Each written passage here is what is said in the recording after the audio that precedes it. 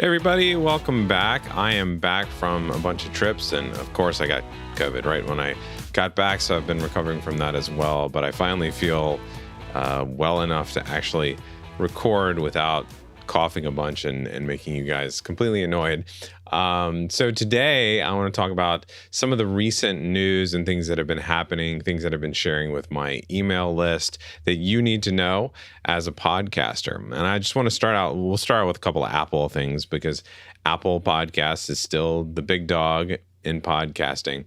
And recently, Apple has added follower metrics to their Podcast Connect stats, the client-side stats that Apple provides. So now, at long last, the number that we've always guessed at, the number that we've always thought about, how many subscribers do we have through Apple, how many followers do we have, we actually can find that information out now. And all you need to do is go to podcastconnect.apple.com, log in to where your podcast is, and you will be able to see now in the analytics how many followers you have, how that number has changed over the last week, and things like that. So it's a great number to have. The other thing that Apple did recently was they released an article, and I'm going to put all the links to these articles in the show notes for sure. They released an article about how they actually rank podcasts, their charts. How do those rankings happen? And it was really interesting to learn what factors play into that. It's things like listener engagement, followers, completion rate, average consumption, and things like that.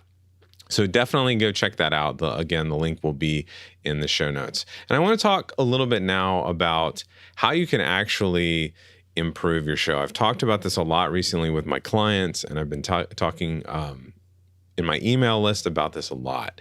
We're, in Q3 now almost of 2022. And I would like you to really start to think about, take a moment and look at your audience, okay, of your podcast and see if there's a way that you could focus the theme of your podcast, the topics that you cover, focus them down even further, make them more narrow, niche down, however you want to say it.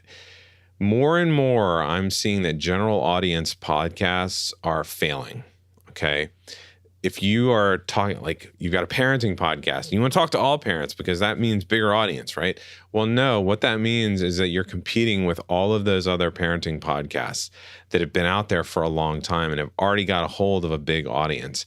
Podcast listeners do not like to change their the podcast they listen to. They pick 3 or 4 or 5 that they really like and they stick with those, and it takes a lot to get them to switch.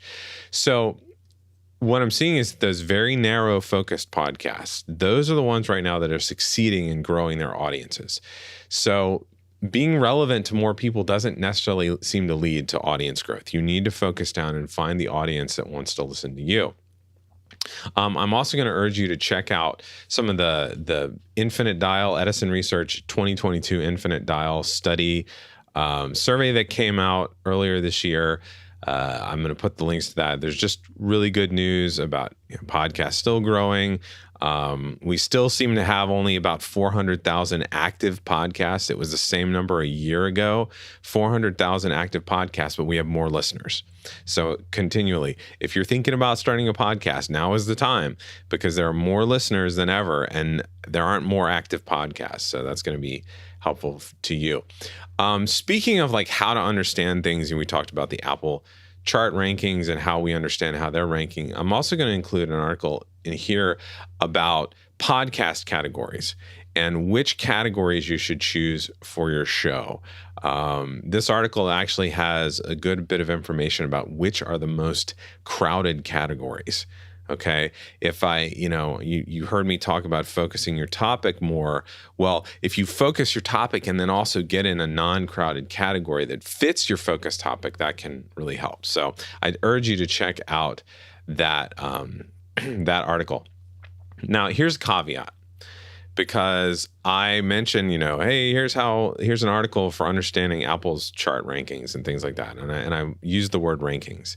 And I get this a lot. I get questions from a lot of podcasters about how they can get their show ranked highly, okay, on Apple Podcasts or Listen Notes or Chartable, okay? And generally the reason is, well, we want the recognition, or we need to show our bosses that our podcast that we've created is worthwhile. And I think rankings are good. I think recognition is good. But the problem with worrying too much about rankings is that all of the sites that are out there that do these rankings, they use a different system for creating their rankings. You're going to read Apple's system in that article, but Listen Notes uses a different. Listen Notes ranks podcasts based on recent download numbers. Okay. And they only include podcasts that are in their directory. And they also include 2 million plus dead podcasts that are no longer active. So you're being ranked against those recent download numbers. It's not total download numbers. There might be dead podcasts that have way more downloads than you, but Listen Notes is going to put you higher and say you're in the top 10% of all podcasts in this category, when honestly, you probably aren't, because there are more people downloading those dead podcasts. And so if you release episodes regularly in Listen Notes, for instance, you might be really high ranked in their listings, in their charts. And you'll read more about this, but Apple Podcast rankings are based more on the number of followers.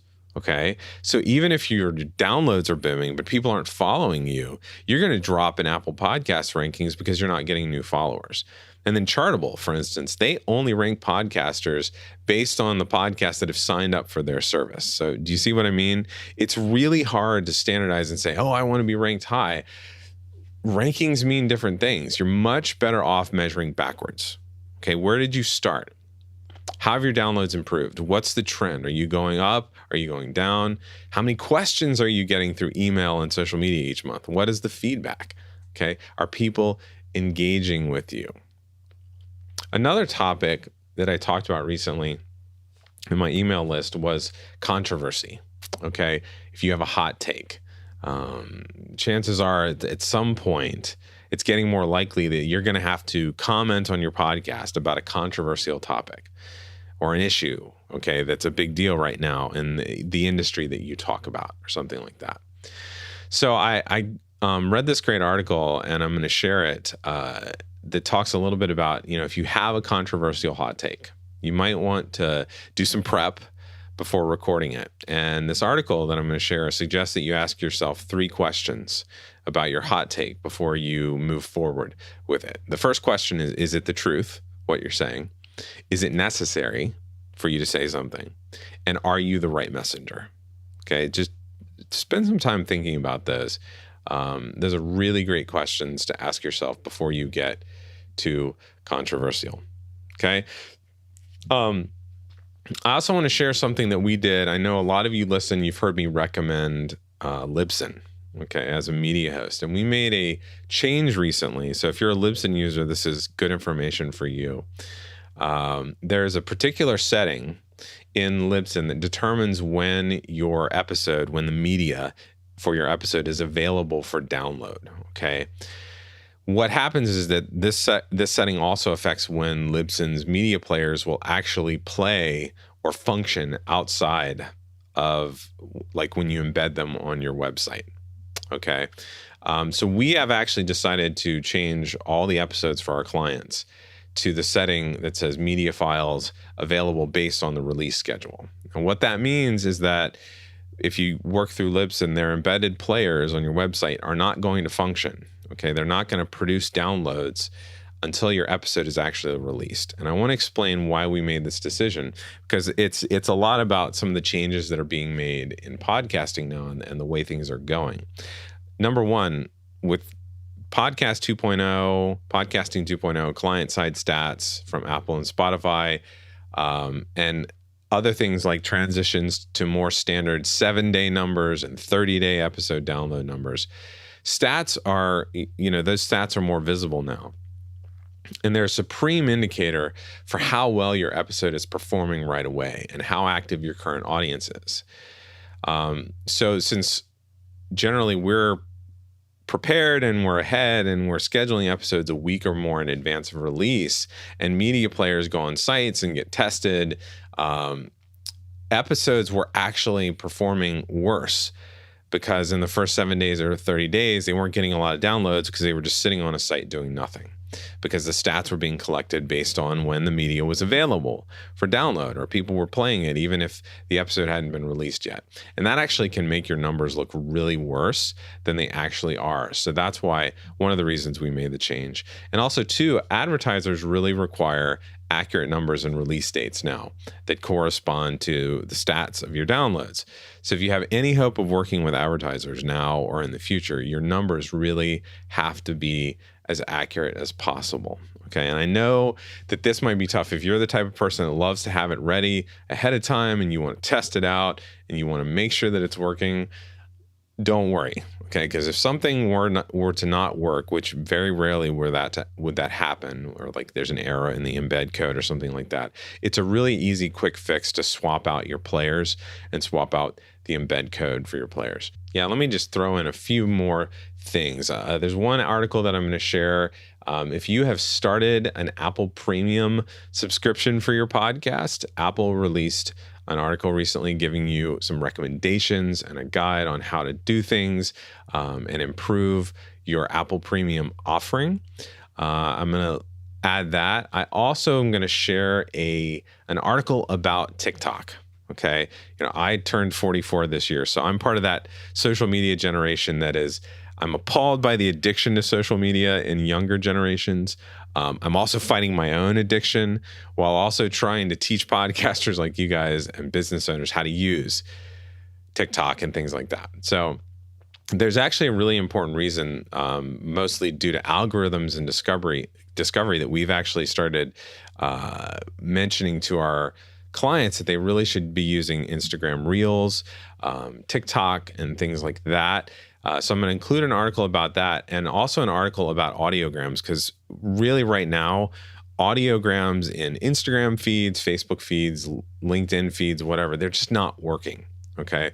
So there's a great article from Pacific Content about why that is and what we should be doing. We've actually stopped creating audiograms for our clients that would go in timelines and feeds. We're actually only creating videos right now that can be used as Reels or TikToks or going into Instagram stories, because engagement of those posts is much better. And like you'll see in the other article, it's all about algorithm, and the discovery algorithm is much better in TikTok and things like that. And just as a fun read, again, because I want you to be doing the right things, I want you to be doing the things that are getting your listeners excited and wanting to tell other people about you. There's a really great article that was in The Guardian recently about what annoys podcast listeners. It's a big, long list of podcast pet peeves that listeners have, and I want you to check that out. So hopefully you enjoy this episode. I like to do these once a month or once every 6 weeks or so, just giving you some of the things that we've been talking about in my email list and things I've been recommending to our clients. So go check those out. And if you find something that helps you, please share this episode with your friends, your family, anybody who's thinking about starting a podcast. I'd love to have them check it out. So that's all I have for you today, and I will see you next week.